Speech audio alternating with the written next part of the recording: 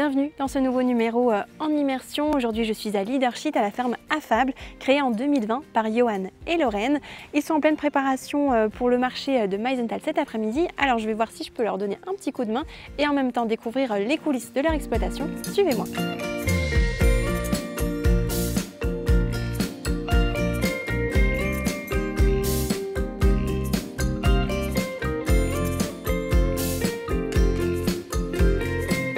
Bonjour Johan. Bonjour. Merci beaucoup de m'accueillir dans la ferme Affable aujourd'hui. Alors qu'est-ce qui est prévu au programme ? Eh ben, bienvenue chez nous. Donc, la ferme Affable, c'est une ferme un peu particulière. On est tout petit et aujourd'hui, on va récolter des légumes pour le marché à Meisenthal où il y a entre 50 et 100 personnes qui vont venir chercher leur victuailles. Ok, donc il y a du boulot, j'imagine. Ouais, bah, je me suis levé à 4h30, 5h, je ne sais plus exactement. Et j'ai récolté d'abord avec la lampe frontale. Je me suis fait doucher, comme vous pouvez voir. Ok. Et là, ça va, il fait jour et il pleut plus, donc ça va aller. Ok, bah, je suis là pour te donner un petit coup de main aussi, pour t'aider. Cool. Et ben là, on va aller récolter, si ça te va, les choux-fleurs et les brocolis. Ouais. Alors, bon, aujourd'hui, tu es venu le bonjour. Ça va être du maraîchage, du vrai maraîchage bien mouillé, bien comme on aime. Bah, parfait. Let's go. Bah, tu peux prendre ces deux caisses si tu veux. Merci. Moi, je prends ces deux. Et puis, c'est parti. C'est parti. Ça fait combien de temps qu'elle est ouverte, cette ferme ? Depuis 2020, donc ça fait 5 ans et 6 saisons. Puisque les saisons, c'est toujours en décalé. On a fait la saison 2020, 2021, 2022, 2023, 2024. D'accord. 2025. Donc c'est assez récent finalement. C'est très récent et il y a 5 ans, tout était de l'herbe comme sur ce qu'on marche, quoi. Ok. Donc c'est vous qui avez tout créé Ouais, la première fois, je suis venu avec mon père et une pelle. Et on a galéré et heureusement l'agriculteur voisin il nous a un petit peu aidé avec son tracteur quand même pour au moins casser l'herbe et nous permettre après d'utiliser la pelle. D'accord. Donc là c'est la toute première série qu'on a plantée début juin et donc là elle est prête à récolter. On a tout à gauche là on a des choux pointus, là on a 2 fois des brocolis et ensuite des choux-fleurs. Et donc l'idée c'est de prendre tout ce qui a vraiment une bonne taille et qui fait un peu plus de 15 cm de diamètre et il faut faire attention parce que les brocolis après ça fleurit. Donc nous ce qu'on essaye d'avoir c'est la pomme dense, donc on a 48 heures pour les récolter, sinon ils s'ouvrent, ils sont encore mangeables, ils sont encore bons mais ils sont moins beaux. D'accord. Et donc comme tu peux voir chez nous c'est hyper dense. Donc il y a juste la place pour passer à la main, c'est ce que je te disais tout à l'heure. Nous on n'a pas de machine et tout ça, donc ça a l'avantage qu'au mètre carré on récolte beaucoup plus. Ça a l'inconvénient qu'il faut tout faire à la main, qu'il faut avoir envie de bosser parce que là il y a 0 tracteur qui peut rentrer, il y a 0 machine qui rentre, quoi. Mais c'était une volonté dès le départ de justement faire comme ça, travailler de cette manière. Ouais. Ben moi j'apprécie. J'ai besoin de quelque chose de nerveux, j'ai beaucoup trop d'énergie à revendre. Et Lorraine aussi, elle adore ça. Et puis après, c'est une question de financement aussi. On a commencé avec rien. Un tracteur, ça coûte de l'argent. Enfin, voilà, donc du coup, là, on a commencé avec des outils qu'on a récupérés dans les greniers, chez les gens. Donc voilà, et puis après, là, ce qui est chouette, c'est que du coup, ça nous permet vraiment de... tu vois là sur tu as vu le nombre de brocolis qu'on peut récolter. Et voilà. Mais c'est sûr que c'est une autre manière de faire. Alors, tu m'entendras jamais dire que c'est mieux que ce qu'ils font les autres. Travailler avec un tracteur, c'est très bien aussi. Il n'y a pas de bien ou de mal, quoi. C'est juste une manière de faire. Et du coup, tu parlais de Lorraine, c'est ta compagne avec qui tu as créé cet endroit, c'est ça ? C'est ça, ouais. Qui est bien plus douée que moi. Du coup, tu as capté le truc. Donc, on va prendre tout ce qui fait plus que 15 cm. Alors, les maraîchers ils utilisent tout le temps leurs mains, ça c'est 20. Donc, 15, ça va être plutôt comme ça. Voilà, tout ce qui est plus gros que ça, on prend. Donc là, tu vois, là, on est plus gros. Et on va prendre à peu près à 20 cm en dessous. Donc, tu peux couper à cette distance. Il faut un peu de tige parce que les gens, ils aiment bien faire de la soupe avec. Ah oui. Tiens, je te tiens le couteau si tu veux quand on enlève les feuilles. Voilà. D'habitude, ça, je fais tout seul. Ah oui. C'est quand même mieux à 2. Ça fait du boulot. Je dois tirer la caisse en même temps, quoi. Vous êtes combien à travailler ici ? Alors on est 3, donc il y a Lorraine, ma compagne, moi-même et Gilles, notre salarié. Voilà, donc maintenant on va changer de cible. On va prendre les choux-fleurs.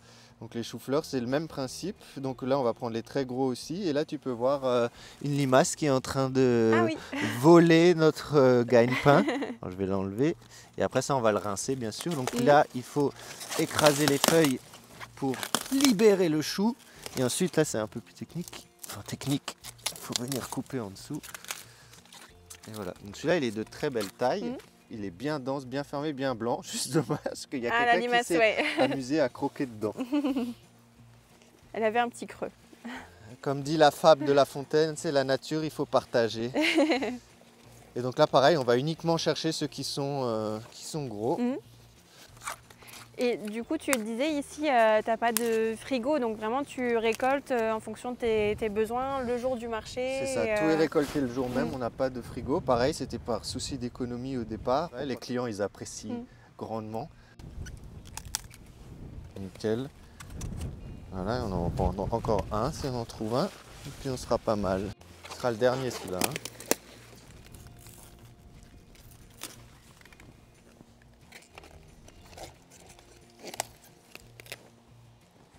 Bonjour Lorraine. Hello. Donc toi aussi comme Johan, tu es en train de tout préparer pour le marché à Meisenthal tout à l'heure? Ouais, c'est ça. Moi, je conditionne les patates parce qu'on a beaucoup de monde à Meisenthal. Du coup, je fais des sachets de 1 kg de patates pour que les gens aient juste à les prendre et qu'ils puissent faire leurs courses sans qu'on ait à les peser directement. Ça fait gagner du temps. Ouais, ça fait gagner beaucoup de temps et comme ça, les gens évitent d'attendre trop longtemps, surtout quand il pleut. Parce qu'ils sont bien gentils à Meisenthal, mais ils attendent quand même un petit peu. Et pour toi aussi, c'est tout un changement de vie depuis que vous avez créé la ferme Affable. Comment toi tu te sens dans cet environnement? Oh bah, je me sens bien, hein. C'est un choix. Donc, mais oui, ça n'a rien à voir. On était dans des métiers complètement différents. Et là bah, on est bien, on aime ce qu'on fait, c'est beaucoup de boulot, on se lève tôt, on fait des très longues journées, on ne compte pas nos heures, mais on aime ça, donc on n'a pas le droit de se plaindre, on l'a choisi.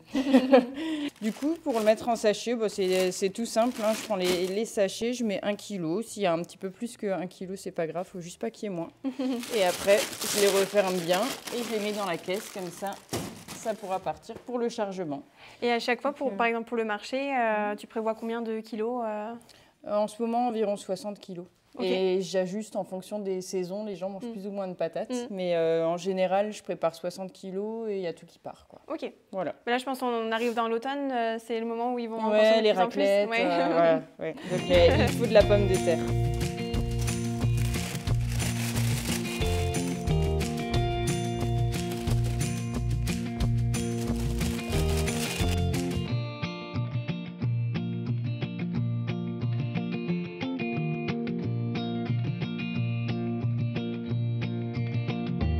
Là, on va récolter les figues. Alors les figues, c'est un truc que tu verras pas partout, pas beaucoup, parce qu'il faut être un peu... Tout le monde m'a pris pour un cinglé quand j'ai mis les figuiers dans une serre, voilà, mettre des arbres dans la serre.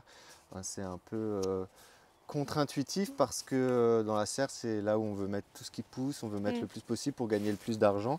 Donc c'était un peu bizarre, mais voilà, c'est les idées qu'on a à la ferme Affable un peu. Donc là, on doit toujours les couper pour pas qu'ils nous arrachent le toit. Là, c'est la ronde de Bordeaux, donc c'est de la petite figue, on mange tout en entier. C'est comme un petit bonbon. Elle est soi-disant la meilleure variété gustative du monde. Et en fait, c'est celle que les chefs ils utilisent parce qu'ils peuvent la mettre en entier ou couper en deux dans les assiettes.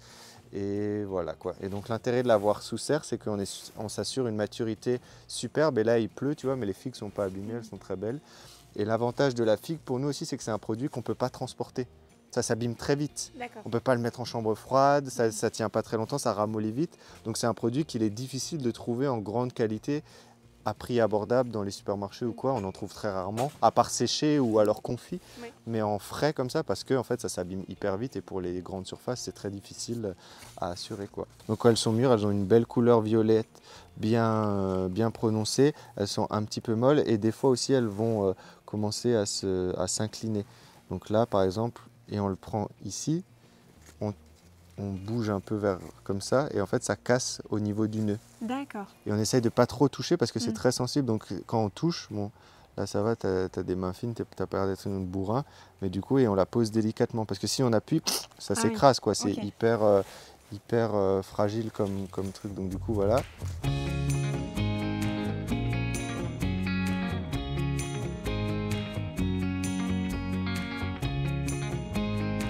Et après, tu vois, il y a même celles qui sont dans l'arbre. Donc là, il faut vraiment aller les chercher.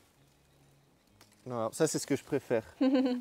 Ok, je pense que je suis le seul à aimer faire ça parce que c'est un petit peu...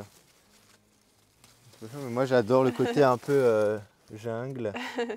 Donc là, tu vois, là, sur ce sur quoi je suis debout, c'est une couche chaude. Donc c'est finalement un tas de fumier frais qui est on va dire une lasagne de fumier frais, puisque c'est fait couche par couche, qu'on va venir faire entre le 15 décembre et le 15 janvier. Et en fait, c'est du fumier frais, donc on lance la fermentation. Donc il va monter à 75 degrés et après il va descendre tout doucement. Et ce qui nous permet de chauffer l'espace de culture à 25 degrés quand il fait moins 15 dehors. Et en fait, ça nous permet de faire partir nos plantes et ça nous permet surtout d'avoir une précocité énorme. Par exemple, les fraises, on les récolte le 10 mars. Et les courgettes, on les récolte le 10-15 mars aussi. Il neige dehors souvent et on récolte les courgettes et on est en même temps que dans le sud de la France. Et donc ça, c'est super bien. C'est un boulot monstre, mais je t'inviterai à venir voir si tu veux un de ces quatre. Avec grand plaisir. Oui, parce que c'est assez unique en plus. Ouais, c'est rare de voir ça. C'est vrai. Alors c'est une technique qu'on n'a pas inventée. Hein. C'est une technique qui est ancestrale, qui date du 19e siècle. C'était les maraîchers de Paris qui étaient considérés parmi les meilleurs du monde qui faisaient ça à l'époque avec les crottins des chevaux de l'armée. Parce qu'avant, l'armée, ils avaient des chevaux et donc en fait, ils avaient plein de crottins et ils utilisaient ça pour cultiver. Et ils arrivaient, tiens-toi bien, à avoir des melons dehors, donc en 1800 et des brouettes. Ils avaient des melons dehors au mois d'avril. Ah oui. Donc nous, on est loin de cette maîtrise de la technique. Et aujourd'hui, il y a encore pas mal de jardiniers, je pense, qui l'utilisent. Quelques maraîchers potentiellement aussi dans le sud de la France. Mais c'est surtout pour faire germer les graines. Et ce n'est pas à si grande échelle que nous. Nous, c'est vraiment des grandes couches chaudes, comme ils faisaient à l'époque. Et en plus, nous, on a la particularité de cultiver dessus. C'est-à-dire qu'on va mettre encore 20 à 30 cm de terre au-dessus. Et donc nous, on ne s'en sert pas seulement pour faire germer nos graines, on s'en sert pour cultiver. Donc les légumes sont plantés directement dessus. C'est hyper complexe à gérer, c'est beaucoup de boulot, mais ça fait des merveilles en termes de résultats, quoi. Attends, je vais te faire descendre celle qui est au-dessus de ta tête. Attention.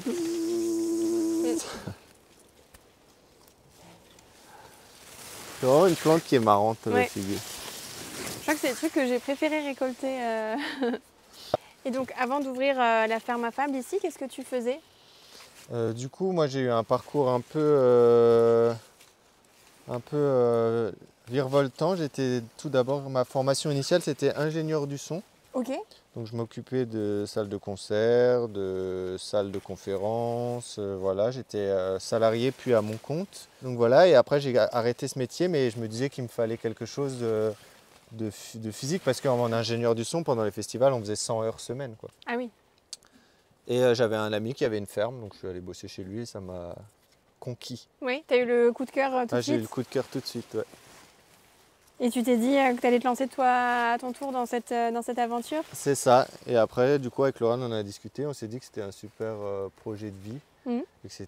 Laurent, elle était assistante sociale, enfin non pas assistante sociale, elle était éducatrice spécialisée. Ok. Et à la base, elle ne voulait pas forcément travailler tout le temps avec moi. Elle voulait garder son métier. Mais en fait, quand on est arrivé ici, ça a débarré sur le quart de tour. Et du coup, ça a marché. Alors, elle m'a rejoint. Mais à la base, c'était censé être moi tout seul au début, quoi. Ok. Et voilà. Et après,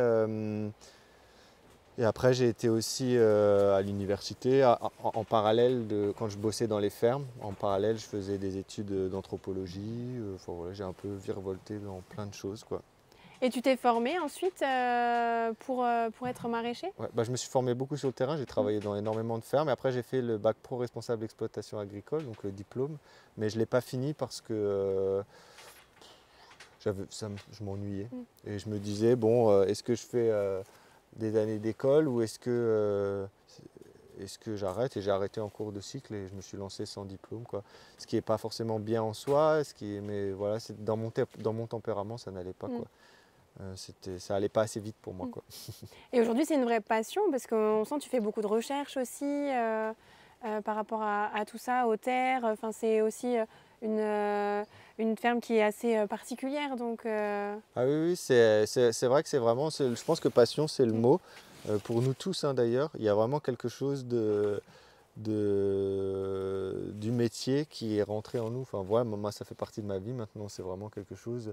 Des fois, je viens juste pour voir mes plantes, pour regarder avec Lorraine, on regarde. Et puis, c'est vrai qu'il y a le côté compréhension. En fait, c'est très très complexe parce qu'on maîtrise quasiment rien. Et ça me plaît.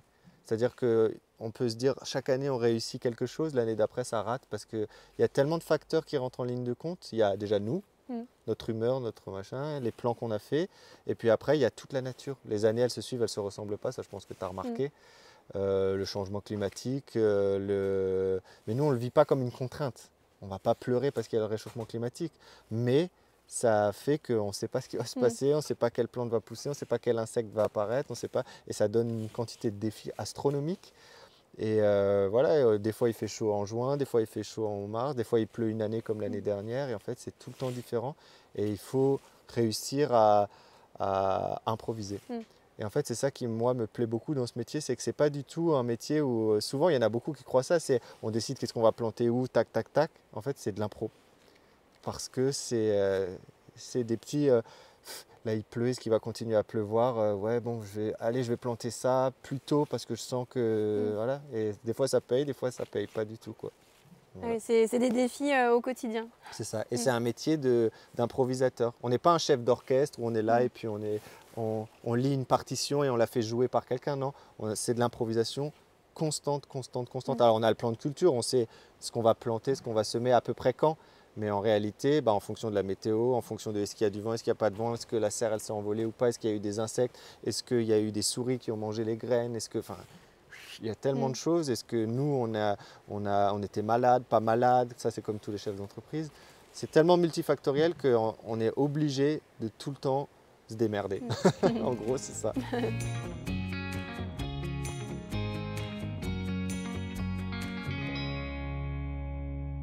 Lorraine, Johan, on voit tout ce que vous avez déjà créé en 5 ans d'existence. Est-ce que vous avez encore des projets maintenant pour la suite?